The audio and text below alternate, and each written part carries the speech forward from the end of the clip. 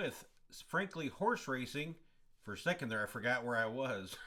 The week after chemo week gets the brain a little shuffled. Anyway, today we're going to look at a pace special race of the day, I suppose, is one I'm looking at Horseshoe Racetrack in Indiana. And basically, what I'm looking for here is what horse has an advantage pace wise in the race.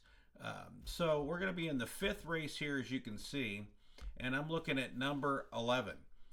He has, if we're looking at the time form race projection at this point, and it shows the 10 pretty close to the 11 and the others behind. 8 has a very nice close and a kick. Let's take a look here if we come to the pace ratings themselves, and we can see, let's move this baby over a little bit, that the 11 has a decent or a pretty nice pace advantage over the 10. This meet is just opening, so you've got horses coming from all over. You've got poly horses, you've got dirt horses, horses that haven't run for a while. But I like the 11 because he's got a pretty nice pace advantage here. 15 points. Now, of course, the jockey's got to get him out and got to get him rolling, but over the second place on the front end figures. And then the closing horse would be the 8.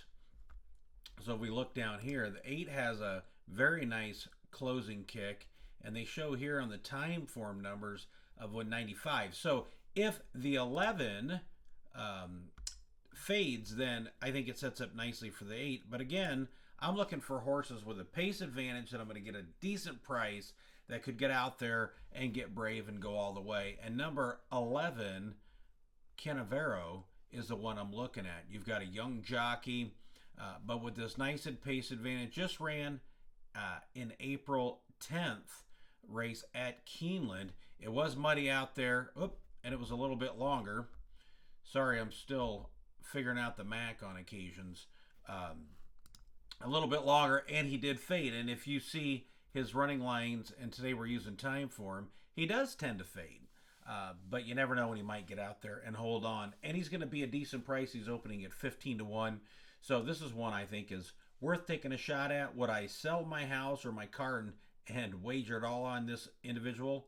Absolutely not. They're $12,000 claimers. He's dropping, coming back less than 2 weeks. But I tell you what, too many times, and as you know the old adage, or if you don't, pace makes the race. And if he can get out to a nice, easy, relaxed lead at Indiana, he could be tough to beat. So this is one I'll give a shot. So again, the fifth race at Indiana for today. What is today? April 22nd.